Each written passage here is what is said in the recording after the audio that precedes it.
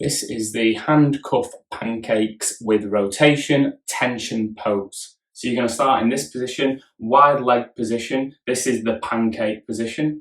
And you're going to have 2 points of tension.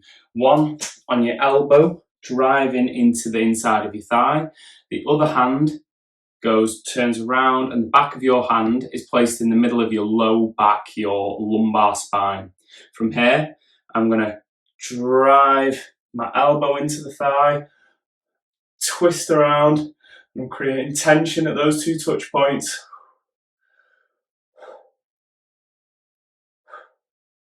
(10 to 15 seconds one side, switch around.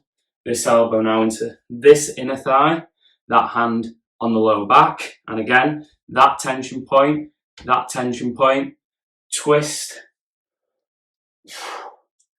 Stay nice and tense throughout the whole body. 10 to 15 seconds that side as well.